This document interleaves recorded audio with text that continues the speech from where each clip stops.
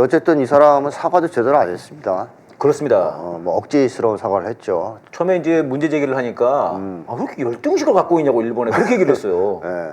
그러다가 이게 무슨 말이에요, 선생님? 왜 열등식 갖고 뭐 우리가 무슨 열등식이 있다는 거죠? 그 얘들은 이토 히로미를 얘기하면 네네. 열등감이라고 얘기해요, 그거를. 우리가 예. 우리 없는데요, 그런 거? 그러니까 이런 식이잖아요. 강도가 살인자가 와서 사람을 네네. 죽였어요. 그래서 살인자를 규탄하면 네. 열등감이라고 얘기하는 거잖아요. 아, 우리 분노가 있는 거지 열등감이 없는 건데. 그렇죠. 전혀 맞지 않는 비유죠. 그러니까요. 예, 열등감은 동일 기준으로 비교를 했을 때 네. 격차가 떨어지고 뭐 네네. 수준이 떨어졌을 때 자기가 열등하다는 인식을 가지고 네. 괴로워하는 고통스러워하는 좀 예. 부끄러워하는 뭐 그런 심리라고 봐야 되지 않습니까? 예, 예.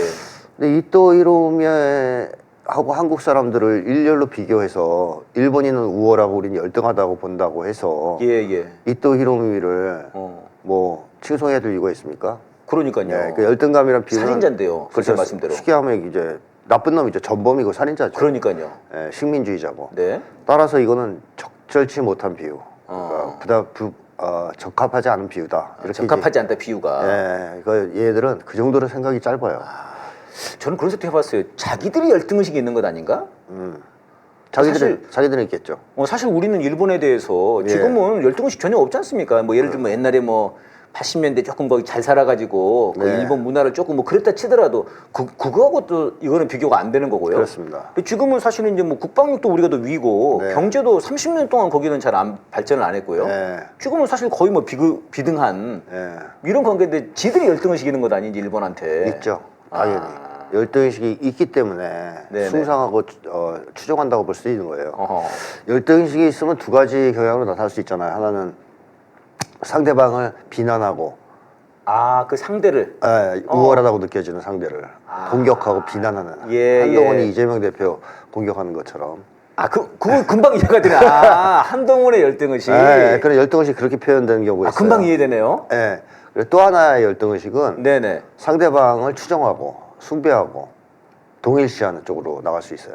열등의식에서. 예. 네. 그래서 뭐 흑인들이 백인들한테 열등의식을 심하게 느끼면 흑인을 비하하고 스스로 자기 스스로를. 백인들을 칭송하면서 백인이 되려고 시도하는 네. 뭐 이런 식의 행동을 보일 수도 있는 거죠. 딱 이런 거네요. 성일적인 좀 그런 거네요. 네, 그렇죠. 그러니까 이 사람들은 열등의식이 강하다라고 봐야 되겠고 우리 민족 자체는 대부분의 사람들은 이런 친일파들을 뺀 사람들은 네. 열등의식이 없어요. 일본에 대해서. 그렇죠. 왜냐하면 열등의식이 단기간에 생성되는 게 아니거든요. 민족 사이의 열등의식이. 민족 간의 관계는.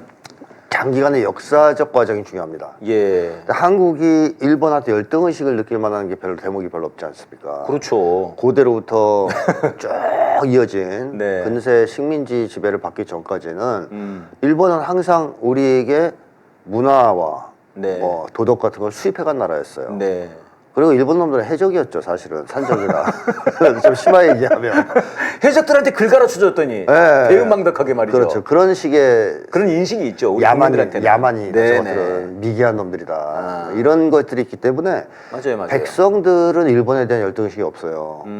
그리고 또 하나는 한국 사람들은 제가 그 한국인의 마음속에 우리가 있다는 책에서도 예. 얘기했지만 힘을 기준으로 열등의식을 느끼는 민족이 아니거든요. 그 중요한 말씀하셨죠. 네, 힘이 세다고 열등의식을 느끼지 않고 힘에 의해 굴복되지 않는다. 네, 힘에 굴복하지 않는 오직 도덕과 문화 도덕과 문화에 굴복한다. 굴복한다. 거기에 대해서 부러움을 느껴요. 네. 그래서 김구 선생의 그 유명한 문화 얘기가 나온 네. 거잖아요. 우리는 강한 나라 되고 싶지 않다. 문화적으로 네. 수준 높은 나라가 되고 우월한 싶다. 나라가 되고 싶다. 그런 네. 얘기를 하셨단 말이에요. 그렇습니다. 이 힘을 추구하는 것은 그야말로 무력감에 기초한 열등감이나 무력감에 기초한 그 발로란 말이죠. 힘을 네. 추구하는. 일본이 맨날 힘을 추구하거든요. 더 강해질 거야. 그럼 선생님 그 말은 다시 말하면 일본이 열등의식이 많다는 거 아닙니까? 우리한테 있죠. 우리한테? 네, 강력한 열등의식 있죠. 민족 간에. 대대로 고대로부터 네, 내려오는. 우리가 야만 짓 하고 있었는데 네. 그를 우리한테 가르쳐 열받아 이런 겁니까? 짱피하고 쪽팔리고 부럽고 그러다가 자기들이 좀 힘이 생겨서 예. 쳐들어가니까 아하. 선민의식을 드러내잖아요. 열등감에 이제 반대쪽으로. 반대로. 네.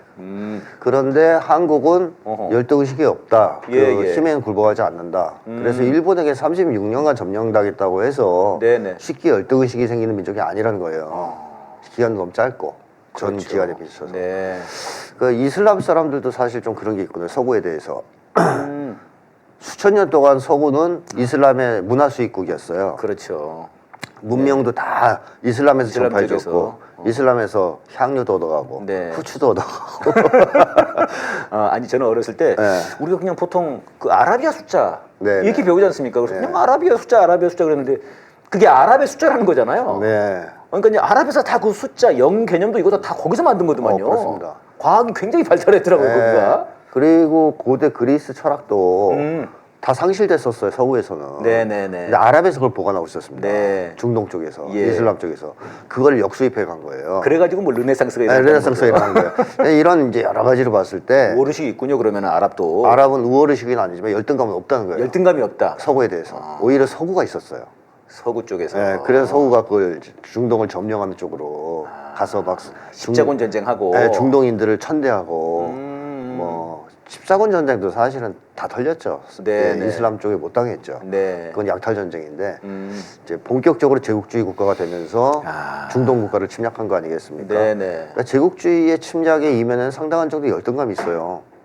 아하, 제국주의자들이 오히려 열등의식이 있다. 열등의식이 있어요. 상당 경우 제가 그것도 쓴 책이 하나 있는데 그 책 제목이 뭡니까? 세계사 심리 코드라고 아주 옛날. 세계사 심리 코드. 네. 와, 이거 재밌는데, 네, 이거 한번 읽어봐야 되겠습니다, 네, 선생님. 근데 그게 절판됐습니다. 안 팔려서. 그 중고책 그거 가면 있겠죠. 중고책도 검색하면. 구하기 좀 힘들다 그러던데. 재판하면 안 됩니까?